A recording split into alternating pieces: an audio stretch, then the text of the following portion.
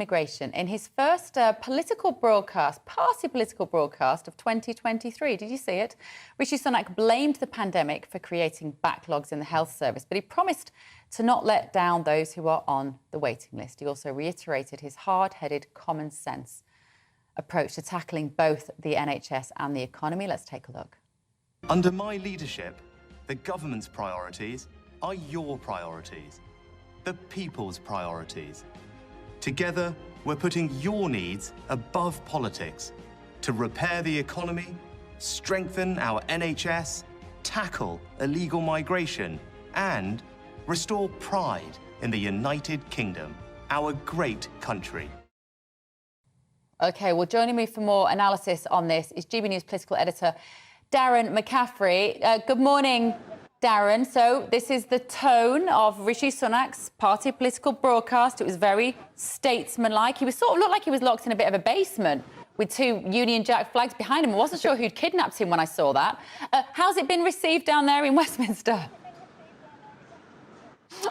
Yeah, addressing the nation, I think, Bev, it was branded as, but it is a party political broadcast. Now, all political parties get to have one. We're not like the United States where you're allowed to advertise on the television, if you like, with different political campaign ads. Rather, the state, BBC and ITV and others, give 5 minutes every so often to the different party political leaders to make their case. And as you say, Rishi Sunak's case was all about his 5 priorities he talks about, most notably on the National Health Service and on the small boats crisis in the English Channel, trying to get both of those figures down, if you like, in terms of waiting lists and also the numbers of people crossing the Channel. I think the big question, of course, for the Prime Minister is, yes, it's all very well and good saying you want to get these things down, but what are the actual targets you're trying to achieve and by when?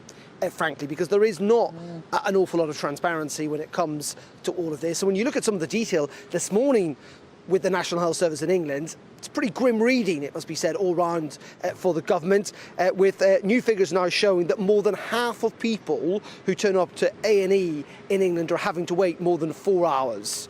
So, you know, A&E, when you go to A&E, it's pretty serious.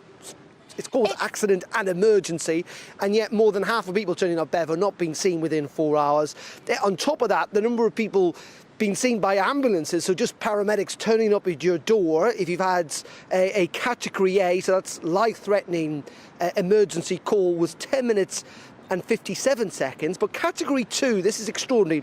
These are people who've had heart attacks and strokes, and for the first time, their wait time was over an hour and a half. The target's 18 minutes. You had a heart attack or a stroke, you call 999. The average waiting time is an hour and a half. It's extraordinary. And you know, Darren, we've had an exclusive interview this morning with one lady who lost her husband when she waited 90 minutes and called the ambulance 6 times, and the paramedics said if they'd arrived earlier, he would have survived, and he died of a heart attack. Going back to this party political broadcast that Rishi Sunak gifted to us yesterday, he does have this unfortunately kind of man-child demeanour. And is there a sense that he's going to lose the next election for the Conservatives if they don't do something about him? Boris Johnson, of course, never very far away from the political scene, is kind of loitering in the wings. The press are starting to, some of the left-wing press are starting to stick the knife into him again. What's the feeling down there at Westminster? Should Rishi be worried? Because effectively they've got to get in a general election footing fairly soon.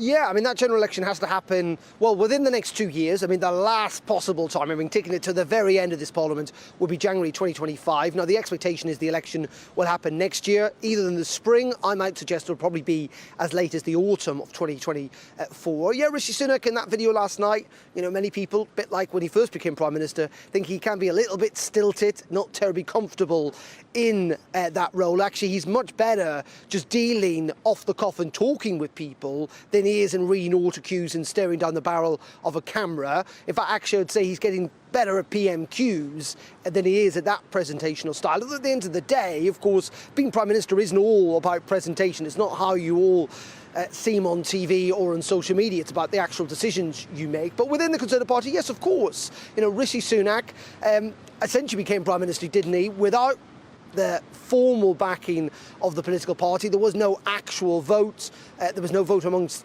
the membership, and there is disquiet. Of course, this is a party that is deeply divided. The opinion polls haven't swung back as much as many Conservative MPs would like. Rishi Sunak, though, personally is more popular than the Conservative Party. As for Boris Johnson, he was in London the other night unveiling a portrait to himself when he was Prime Minister.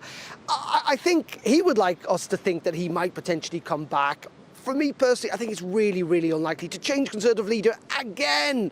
I'm not entirely sure a lot of the public would buy that, even if it was Boris Johnson. And I think the Conservative Party almost certainly, never guarantee anything in politics, but almost certainly whatever Rishi Sunak leading them into the next election. Thank you, Darren. Well, we are in the best pair of hands there with our political editor, Darren McCaffrey. Anything that happens, you will hear it here first. Now, as one of his 5 pledges to the British public that we did see on that slightly stilted video, Rishi Sunak has promised to bring growth back to Britain. I think that's what Liz Truss wanted as well, isn't it? But then she got kicked out for that idea. Trading figures for the festive season are in for supermarket chains Tesco and M&S. At a glance, they make good reading. Liam Halligan, don't tell me you're here to give me some good news, because that would be a first. There is some good news here. I do try. I don't mean to be the dismal scientist, which economists you often... are always a ray of sunshine in my studio. I just try and tell it as it is. That's why we get on well. Right, what's happened? So Tesco's Britain's biggest retailer, of course, dominates the supermarket landscape. It has been losing market share, as we've been reporting here on GB News, to the discounters like Aldi and Lidl. Waitrose also has been losing market share, but as a mid-market brand, Tesco has been fighting back, bringing some of its own discounts in. It's just chalked up 2 successive quarters of growth, the first time that that's happened in 5 years, with lockdown and all the rest of it. And also we saw 5.3% rise in like-for-like sales on the previous year in the months before Christmas for Tesco. Now, I'm seeing lots of headlines that M&S has done really well as well, and its food sales have been pretty good. But I must say, its clothing and home department actually saw a 25% drop in sales over 3 months before Christmas. So it is actually a mixed picture. But what I would say is M&S tends to be, for all its fabulous success over many years, it is, of course, a British institution.